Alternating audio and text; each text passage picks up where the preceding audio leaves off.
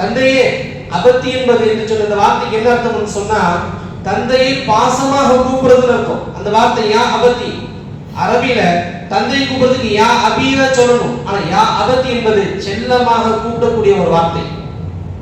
கடைசியாக தந்தை சொன்னார், என்ன இப்ராஹிமே, நாங்கள் வணங்கக்கூடிய சிலையை நீ வெறுக்கின்றாயா? நாங்கள் வணங்கக்கூடிய கடவுளை நீ வணங்க மாட்டாயா? நீ வெறுக்கிறியான்னு சொல்லி உன்னை கல்லால எரிந்து சாகடிப்பேன் என்ற வார்த்தையை சொல்லும் போது கூட இப்ராஹிம் பயன்படுத்திய வார்த்தை என்ன தெரியுமா? சலாமுன் அலைக்க சஅஸ்தக்ஃபிரு லக ரப்பி இன்னஹு கான பி ஹஃபியா.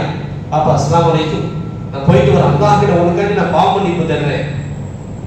இது இப்ராஹிம் அலைஹிஸ்ஸலாத்து வஸலாம் அவருடைய தந்தை இவ்வளவு மோசமாக பேசிய பின்னாலும் அவர்கள் பயன்படுத்திய வார்த்தை யோசித்து பாருங்கள். வகுல்லஹுமா கௌலன் கரீமா, நல்ல வார்த்தை நீங்கள் சொல்லுங்கள் என்பதற்கு முழுக்க முழுக்க இப்ராஹிம் அலைஹிஸ்ஸலாத்து வஸலாம் இந்த இடத்திலே அப்படியே பொருந்துகின்றார்கள். அதற்கடுத்து அல்லாஹ் சொல்வான், வக்ஃபிர் லஹுமா ஜனாஹல் ذுல்லி மினர் ரஹ்மா, உங்களுடைய பெற்றோர்களுக்கு முழுமையாக நீங்கள் பணிந்து விடுங்கள். வக்ஃபிர் லஹுமா ஜனாஹல் ذுல்லி மினர் ரஹ்மா, அதிகமாக கருணை காட்டுங்கள். அவருடைய மனசை புண்படுத்தக்கூடிய மாதிரி நடந்து கொள்ளாதீங்க. அதற்கடுத்து அல்லாஹ் கடைசியாக சொல்வான், வகுர் ரப்பிர் ஹம்ஹுமா கமா ரப்பயானி சகீரா. இந்த துஆவை நீங்கள் செய்யுங்கள், ரப்பிர் ஹம்ஹுமா கமா ரப்பயானி சகீரா. இந்த ஆயத்துல ஒரு 6 விஷயங்களை அல்லாஹ் தஆலா நமக்கு அழகாக சொல்லி தருகிறார்.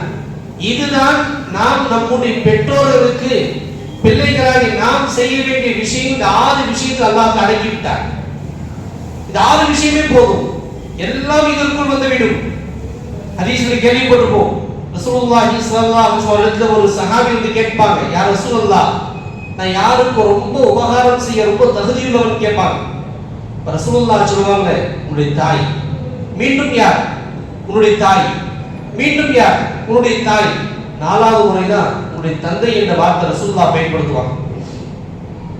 யோசிச்சு பார்க்கும்போது ஏன் நாயகம் 3 முறை தாய் தாய் தாய் என்று சொல்ல வேண்டும்?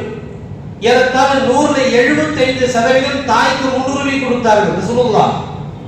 அதற்கு விளக்கம் கிதாபுகளில் எழுதுகின்றார்கள், யாருமே செய்ய முடியாத ஒரு செயல் அந்த தாய் செய்திருக்கின்றார். உலகத்தில் யாருமே அது போன்ற ஒரு தியாகம் செய்திருக்க முடியாது. 3 விதமான தியாகங்கள் தாய் செய்திருக்கின்றார். முதலாவதாக நம்மை பிரசவித்தது.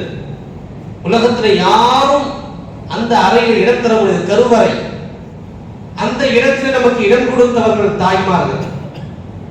இரண்டாவதாக அந்த தாய் உலகத்தில் இதை தாண்டி ஒரு வேதனை இல்லை என்று சொன்னால் அதுதான் பிரசவ வேதனை. அந்த வேதனை நமக்காண்டி பொறுத்து கொண்டவர் தாய். மூன்றாவதாக யாரும் தர முடியாத ஒரு தாய்ப்பால், இது நம்முடைய தாய்மார் நமக்கு கொடுத்தது. இந்த 3 விஷயங்கள் உலகத்தில் யாரும் செய்ய முடியாது. எனவேதான் நாயகம் ஸல்லல்லாஹு அலைஹி வஸல்லம் 3 முறை தாய் தாய் தாய் என்ற வார்த்தையை பயன்படுத்தினார்கள். உலகத்தில் நீங்க பார்த்தீங்கன்னு சொன்னா நம்முடைய வளர்ச்சியை பார்த்து பொறாமைப்படாத ஒரு ஜீவன் யாருன்னா அத்தா அம்மா தான். என்னுடைய மகன் பெரிய இடத்துல இருக்கிறான், ரொம்ப சந்தோஷப்படுவாங்க. கூட பிறந்த அண்ணன் தம்பியை நம்ப கூடாது. கூட பிறந்த அண்ணன் தம்பியில பொறாமைப்படுறத ஃபர்ஸ்ட் அவங்க தான். நான் சொல்லல, குர்ஆன் சொல்லுது. யூசுப் அலைஹிஸ்ஸலாத்து வஸலாம் கொல்றதுக்காண்டி முயற்சி செஞ்சது யாரு? அவருடைய சகோதரர்கள் தானே. ஆனால் ஒரு மனிதனுடைய வளர்ச்சியை கண்டு பொறாமைப்படாத ஒரு ஜீவன் என்று சொன்னால் நம்முடைய தாயும் தந்தையும் தான். அந்த தாய் தந்தையுடைய உறவை நாம் பேண வேண்டும். எந்த காலத்திலும் தாய் தந்தையுடைய உறவை நாம் விட்டுவிடக் கூடாது. ரசூலுல்லாஹி ஸல்லல்லாஹு அலைஹி வஸல்லம் ஹதீஸிலே சொல்வார்கள், 2 விதமான அமல்கள் இருக்கிறது. அந்த 2 விதமான அமலுக்கு என்ன நன்மை என்பது யாராலும் சொல்ல முடியாது. நன்மை ரொம்ப அதிகம். அது அல்லாஹ்வே ஹதீஸில் ரசூலுல்லாஹ்வே சொல்லவில்லை நன்மை என்னவென்று. அதில் ஒன்று ஜிஹாத், இரண்டாவது தம்முடைய தாய்நாட்டை விட்டு ஹிஜ்ரத் செய்வது, வேறு நாட்டுக்கு அல்லாஹ்வுக்காக ஹிஜ்ரத் செய்வது. இந்த 2 அமலுடைய நன்மை யாருக்குமே தெரியாது, அல்லாஹ் மறைச்சு வச்சிருக்கார். ஆனால் இந்த ஜிஹாதை விட சிறந்த ஒரு அமல் இருக்குது என்று சொன்னால் அது பெற்றோரை பேணுவதுதான். நம்முடைய பெற்றோரை நாம் பேணுவதுதான். அதனால நபிகள் நாயகம் ஸல்லல்லாஹு அலைஹி வஸல்லம் இடத்துல ஒரு சஹாபி வந்து கேட்ட சமயத்துல, நாயகமே ஜிஹாதுக்கு போகணும்னு சொல்லும்போது, உன்னுடைய தாய் தந்தை இருக்கிறாங்களா? இருக்கிறாங்க. அப்ப அங்கே போ, நீ அவர்களுக்கு பணிவிடை செய், அதுவே பெரிய ஜிஹாதுன்னு சொன்னாங்க. அதற்கடுத்து ஒரு சஹாபி கேட்டாங்க, யா ரசூலல்லாஹ், ஜிஹாதுடைய விஷயத்துல ரசூலுல்லாஹி ஸல்லல்லாஹு அலைஹி வஸல்லம் கேட்டாங்க. இப்னு மஸ்ஊத் ரலியல்லாஹு தஆலா அன்ஹு சிறந்த அமல் என்னன்னு கேட்டாங்க. அதற்கு ரசூலுல்லாஹ் சொன்னாங்க, அஸ்ஸலாத்து அலா வக்திஹா, தொழுகை அதற்குரிய நேரத்துல தொழுகிறது. பிறகு என்ன கேட்கும்போது பிர்ருல் வாலிதைன். அதற்கடுத்து என்ன கேட்கும்போது அல் ஜிஹாது ஃபீ சபீலில்லாஹ், ஜிஹாதை விட உயர்ந்த ஒரு அமல் நம்முடைய பெற்றோர்களை நாம் பேணுவதுதான். பிள்ளைகளாகிய நாம் நம்முடைய பெற்றோர்களை பேண வேண்டும். அவருடைய மனசு கஷ்டப்படுத்தக்கூடிய எந்த செயலும் நாம் செய்யக்கூடாது. அவருடைய வாயில ஏதாவது ஒரு வார்த்தை வந்துவிட்டாலும் அதனால் ஏற்படக்கூடிய பாதிப்பு மிக அதிகம். ஒரு விஷயத்தை விளங்கிக் கொள்ளுங்கள். உலகத்துல மிகப்பெரிய ஒரு இறைநேசர் என்று போற்றப்படக்கூடியவர்கள் அல்லாமா ஜமக்ஷரி ரஹ்மத்துல்லாஹி அலைஹி. அல்லாமா ஜமக்ஷரியுடைய பட்ட பெயர் என்னன்னு சொன்னா ஜாருல்லாஹ், அல்லாஹ்வுடைய அண்டை வீட்டார். எப்பவுமே காபத்துல்லாஹ்ல இருப்பாங்க. இவர்கள் எழுதிய ஒரு தஃப்சீர், தஃப்சீருல் கஷ்ஷாஃப், ரொம்ப பிரபலமான ஒரு தஃப்சீர். நிறைய விஷயங்கள் எழுதியிருப்பாங்க. அல்லாமா ஜமக்ஷரி ரஹிமஹுல்லாஹ் இவர்கள் கால் ஊனமானவர், கால் வெட்டி எடுக்கப்பட்ட கால், பாதி கால் இருக்காது அவங்களுக்கு. அப்ப அவங்க கேட்கிறாங்க, என்ன விஷயம் கால் இல்லாம போனது காரணம் கேட்கும் போது அவர்கள் சொல்வார்கள், என்னுடைய தாய் சொன்ன ஒரு வார்த்தை. என்னுடைய தாய் ஒரு வார்த்தை சொன்னார். சிறுபிராயத்திலே நான் சில குருவிகளையும் பறவைகளையும் பிடித்து காலை கட்டி விளையாடி கொண்டிருப்பேன். என் தாய் சொன்னால், இது போன்று உன்னுடைய கால் உடைஞ்சிச்சு, அப்போ உனக்கு தெரியும் சொன்னாங்க. எனக்கு ஒரு நோய் ஏற்பட்டு இறுதியில் கால் வெட்ட வேண்டிய நிலைமை ஏற்பட்டுச்சு. தாயுடைய வாயில வரக்கூடிய வார்த்தை சாதாரண ஒரு வார்த்தை கூட அது பத்துவாக கூட மாறி. நாம் பயப்பட வேண்டும். தாயுடைய பத்துவாவிற்கு நாம் பயப்பட வேண்டும். இங்கே தாய் பத்துவா செஞ்சிடக்கூடாது. தாய்கிட்ட துவா வாங்கி பாருங்க, அல்லாஹ் ஜல்ல ஷானஹு வ தஆலா உயர்ந்த அந்தஸ்துல கொண்டு போய் சேர்ப்பார். தாயுடைய துவாக்கு அவ்வளவு பெரிய மதிப்பு உண்டு. கிதாபில் ஒரு சம்பவத்தை எழுதுவார்கள். அஹ்மத் இப்னு ஹம்பல் ரஹ்மத்துல்லாஹி அலைஹி மிகப்பெரிய இறைநேசர். 4 இமாம்களிலே குறிப்பிடத்தக்க மிகப்பெரிய ஒரு இமாம். இன்னும் சொல்ல போனால் 4 இமாம்களிலே அல்லாஹ்விடத்தில் மிகவும் நெருக்கம் பெற்ற இமாமுடைய பட்டியல் சொல்லும் போது இவர்தான் முதலிடத்தில். அஹ்மத் இப்னு ஹம்பல் ரஹ்மத்துல்லாஹி இவருடைய பெயரை பதிவு செய்வார்கள். இந்த அஹ்மத் இப்னு ஹம்பல் ரஹிமஹுல்லாஹ் அவர்கள் பயணத்துல போகக்கூடிய சமயத்துல ஹஜ்ரத்துடைய வளமை என்னன்னு சொன்னா, நான் தான் அஹ்மத் இப்னு ஹம்பல் சொல்லவே மாட்டாங்க. நான் தான் அஹ்மத் இப்னு ஹம்பல் சொல்ல மாட்டாங்க. ஒரு இடத்துல பயணத்தில் இஷா தொழுது விட்டு அந்த இடத்துல தங்கலான்னு சொல்லி இருக்கும் போது அந்த பள்ளிவாசலுடைய மோதினோ பள்ளிவாசலுடைய பொறுப்புதாரோ வெளியே போங்க, கதவு சாத்திட்டு துரத்தி விடுறாங்க. வெளியே போங்க சொல்றாங்க. நான் தான் அஹ்மத் இப்னு ஹம்பல் சொன்னா இங்க தங்க விட்டுருவாங்க. ஆனா ஹஜ்ரத் சொன்னதே இல்லை. கடைசி என்ன செய்றாங்க, நான் வெளியாவது உட்கார்ந்துக்கிற வாசப்படியில இங்கெல்லாம் இடத்துல போ துரத்தி விட்டுறாங்க. அந்த பள்ளிக்கு ஆப்போசிட்ல முன்னாடி ஒரு ரொட்டி கடைக்காரர் ரொட்டி தயார் செஞ்சுட்டு இருக்கிறார். அவர் இந்த காட்சியெல்லாம் பார்த்துட்டு அஹ்மத் இப்னு ஹம்பல் ரஹிமஹுல்லாஹ் கூப்பிடுறாங்க, வாங்க எங்க வீட்டுல தங்கிக்கன்னு சொல்லி அங்க தங்க வைக்கிறாங்க. ரொட்டி தயாரிக்கும் போது வாயில் இஸ்திக்ஃபார், அஸ்தக்ஃபிருல்லாஹ் அஸ்தக்ஃபிருல்லாஹ் ஓதிக்கிட்டே இருக்கிறார். உள்ள வீட்டுக்குள்ள போய் ஏதோ ஒரு விஷயத்தை பார்த்துட்டு வரார். இதெல்லாம் அஹ்மத் இப்னு ஹம்பல் நோட்டை விட்டு கொண்டே இருந்தாங்க. கேட்கிறாங்க, நீங்க ஏதோ ஓதிக்கிட்டே இருக்கிறீங்க, வீட்டுக்குள்ள அடிக்கடி போயிட்டு வரீங்க, என்ன விஷயம்? அப்ப அதுக்கு அவங்க சொன்ன விஷயம், என்னுடைய வாழ்க்கையில எல்லா விஷயமும் அல்லாஹ்க்கு துஆ செஞ்சு எல்லாத்தையும் அல்லாஹ் கபூல் செஞ்சிட்டான். ஒரு விஷயம் அல்லாஹ் இன்னும் கபூல் செய்யல. என்ன? அஹ்மத் இப்னு ஹம்பலை பார்க்கணும். என் தாய் கிட்ட அடிக்கடி சொல்ல துஆ செய்யுங்க, அஹ்மத் இப்னு ஹம்பலை பார்க்கணும், நானும் துஆ செய்றேன்.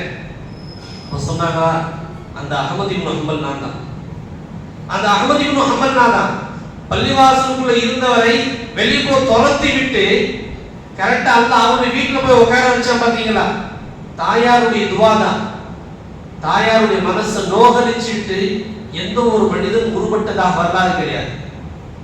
தாயாருடைய மனசை சந்தோஷப்படுத்தும், நம்முடைய பெற்றோருடைய மனசை சந்தோஷப்படுத்தும். கிதாபில் ஒரு சம்பவம் எழுதுவாங்க. அபூ நுஐம் அல்-அஸ்ஃபஹானி ரஹ்மத்துல்லாஹி அலைஹி அவர்கள் அவருடைய கிதாப் ஹில்யத்துல் அவுலியா என்ற கிதாபில் பதிவு செய்யக்கூடிய ஒரு சம்பவம். தாய் தந்தை இருவரும் வயதான சமயத்துல அப்போ சொத்து பிரிக்க வேண்டிய நிலைமை ஏற்படுது.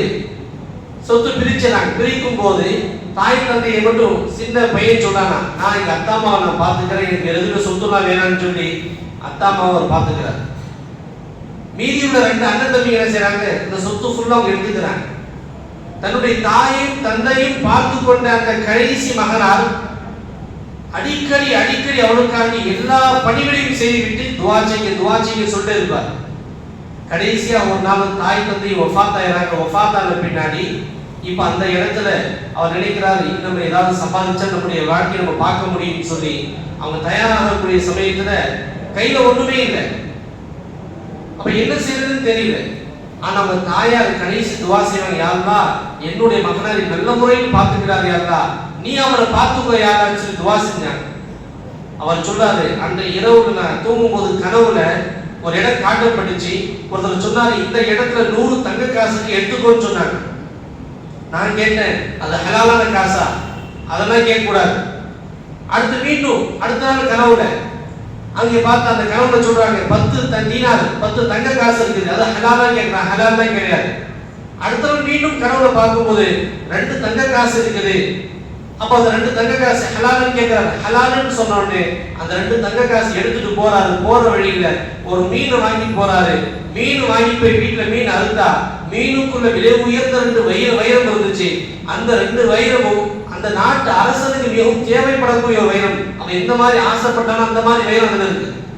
அந்த அரசர் கேட்கிற அந்த வைரம் கேட்கிறார், இந்த வைரம் வேணும்னு சொன்னா நிறைய தங்கங்கள் நீ தரணும்னு சொன்ன உடனே இருக்கிற அத்தனை தங்கத்தையும் கொடுத்த பின்னாடி கடைசியாக சொல்றாங்க, அரசருக்கு அடுத்து அந்த நாட்டில் மிகப்பெரிய பணக்காரர் அவர் தான்.